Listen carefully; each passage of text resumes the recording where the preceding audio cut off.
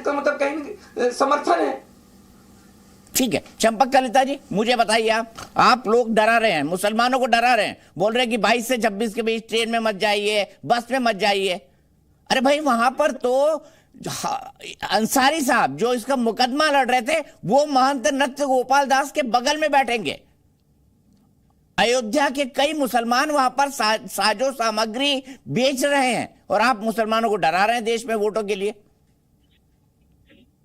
देखिए दीपक जी, आपने तो बोल दिया कि हमने मुसलमानों को डरा रहे हैं वोट के लिए, तो आपका ये इंटरप्रिटेशन गलत है। हम लोग का प्रेसिडेंट बदरुद्दीन अजमल ने ये कभी नहीं कहा कि अयोध्या का नाम कभी नहीं लिया। उन्होंने यही कहा कि अयोध्या का प्राण प्रतिष्ठा जो प्रोग्राम है उसको अटेंड करने के लिए लाखों लोग जाएंगे, इसीलिए एहतियातन मुसलमान लोगों को इस समय में सफर नहीं करना चाहिए। ये मुसलमान लोग ये एहतियात क्यों बरते हैं चंपक जी? मुसलमान लोग ये एहतियात क्यों बरते हैं? अपने ही देश में एहतियात बरते, जैसे मस्जिद का एरिया अति संवेदनशील हो जाता है। दीपक जी देखिए, पहले भी मैं आपसे बात कर चुका था, लेकिन एक बार अगर मेरा पक्ष आप रखने देते हैं तो आपको शायद, अगर आप बीच में आप बोल लेंगे तो आप नहीं रखिए। मैंने जो सवाल पूछा है काउंटर सवाल, उस वक्त मैंने आपका टाइम नहीं काउंट किया है। आपके वक्त है 50-40 सेकंड अभी और है कि आप बोल रहे। आप देखिए 50 दीजिए, आप नहीं दीजिए, आपकी मर्जी है, लेकिन मेरा बात अगर, क्योंकि आपने शुरुआती जो आपका कमेंट है उसमें मुझे आपने कटघरे में डाल दिया। मैं एक पार्टी का तर्जमान हूं, तो आप मुझे क्लियर अगर नहीं करने देंगे तो मैसेज गलत जाएगा। अगर आपको मैसेज गलत चलाना आपका कुछ एजेंडा है तो अलग बात है, लेकिन सबसे बड़ी बात है कि एहतियातन इसीलिए मना किया गया। आप हिंदुस्तानी माशरे में जो पहले कभी नहीं हुआ, ये माजी का आप इतिहास उठा के देख लीजिए। उस दिन 3 अगस्त को 3 अकलियत मुसलमान को गोली मार के आरपीएफ द्वारा हलाक किया गया। अखलाक, जुनैद, कितना लोगों को गाय के नाम पे, मांस के नाम पे मारा गया। तो इसीलिए बदरुद्दीन अजमल एक जिम्मेदार शहरी होने के नाते तो मुसलमानों को, बात तो यही है ना, बात तो यही है चंपक जी, आप डरा रहे हैं, अखलाक की याद दिला रहे हैं, पहलू खान की याद दिला रहे हैं। 140 करोड़ के केस में आधा दर्जन भी ऐसे केस नहीं होंगे। नहीं, आप अगर मोदी जी बोलेंगे कि मुझे कपड़े से लोग मैं पहचान जाता हूं, और आरपीएफ भी कपड़ा से लोग पहचान के गोली मार के जो बात उन्होंने किया, तो मैं ये तो कह नहीं सकता, ये नेशनल टीवी है। तो ऐसा माहौल में एहतियातन आप लोगों को सफर नहीं करना है कि हिंदुस्तानी माशरे को और फिरका पसंद, शिद्दत पसंद ताकतें एदमे इस्तेकाम करने का जो साजिश रच रहे हैं बीजेपी आरएसएस, उस साजिश से हिंदुस्तानी माशरे, हिंदुस्तान को बचाने के लिए मौलाना बदरुद्दीन अजमल एहतियातन मुसलमानों को एहतियात बरतने के लिए बोल के हिंदुस्तान के लिए बहुत दुरुस्त और बहुत बढ़िया, बहुत लंबा सोच का काम किया है, और हम इसे तायद करते हैं। ठीक है, प्रेम शुक्ला जी, आप बदरुद्दीन अजमल की इस एहतियातन दी गई समझाइश से सहमत है? क्या ऐसा कुछ होने वाला है? मॉब लिंचिंग होने वाली है, पहलू खान का नाम लिया गया, अखलाक का नाम लिया गया, वो भी प्राण प्रतिष्ठा के वक्त। देखिए सर, तन से जुदा से ज्यादा हत्याएं, अल्लाह अकबर का नाम लेकर जो है हजारों हजार पूरे विश्व में आतंकवादियों ने जिस तरह से हत्याएं की, तो अगर कहीं किसी मस्जिद का उद्घाटन हो रहा तो उसका जिक्र करके लोग कह दें कि अब गैर मुस्लिम, जिनके लिए अल्लामा इकबाल भी लिखते थे, काट कर रख दिए कुफ्फार के लश्कर किसने, जिन गैर मुस्लिमों को काफिर कहा जाता है, कोई काफिरों को चेतावनी देने लगे तो उसका क्या संदेश जाएगा? यही संदेश जाएगा कि वो भयंकर सांप्रदायिकता कर रहा है। लेकिन दीपक जी देखिए, ऐसा है कि हमारे यहाँ मान्यता है सनातन धर्म में कि जब भी कोई यज्ञानुष्ठान प्रारंभ होता है, कोई पावन पुनीत यज्ञ होता है, तो उस पावन पुनीत यज्ञ के समय वाम शक्तियां सबसे पहले जो है वहां पर धावा बोलती हैं।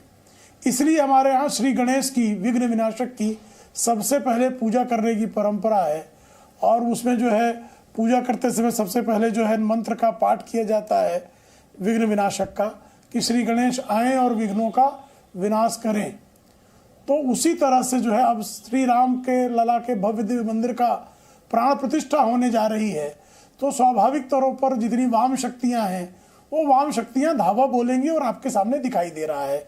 लेकिन विघ्न विनाशक श्री गणेश का आह्वान करते ही इन सारी शक्तियों का नाश हो जाता है, विघ्न टल जाते हैं और निर्विघ्न जो है यज्ञानुष्ठान का संपादन हो जाता है। हमें पूरा विश्वास है कि श्री रामलला का भव्य दिव्य मंदिर समग्र विश्व का जो राम भक्त समुदाय है, हिंदू समुदाय है, वो पूरे उत्सव के साथ मनाएगा। ठीक है, इसी वक्त एक ब्रेकिंग न्यूज आ रही है और ब्रेकिंग न्यूज आ रही है कांग्रेस के एक नेता के हवाले से। हालांकि कांग्रेस के कुछ नेता जा रहे हैं, विक्रमादित्य जो हिमाचल के मंत्री हैं वो जा रहे हैं। इस बीच प्राण प्रतिष्ठा पर दिग्विजय ने बड़ा बयान दिया है। उनका कहना है स्थापित गुरुओं ने न्योता नहीं स्वीकारा है, अधूरे मंदिर में प्राण प्रतिष्ठा अशुभ है, ये भी उन्होंने कहा है। स्थापित हमारे धर्मगुरु ने जाने से स्वीकृति नहीं दी है, आपत्ति की है। धर्मशास्त्र के अनुसार जो मंदिर का निर्माण ही पूरा नहीं हुआ वहां कभी प्राण प्रतिष्ठा किसी मूर्ति की नहीं होती, इसके अशुभ माना जाता है। जितने भी राजनीतिक दल हैं जिनको निमंत्रण गया है, केवल कांग्रेस पार्टी नहीं, Shiv Sena, RJD, JDU, TMC, CPI, CPM, जितने के पास गया है, कौन जा रहा है? स्वयं शिवसेना जो कि बाबरी मस्जिद विध्वंस में सबसे आगे थी, उसने ही मना कर दिया। भगवान राम सबके हैं, मंदिर में जाने में हमें तो खुशी होगी, लेकिन निर्माण का विधिवत रूप से निर्माण तो पूरा हो जाए।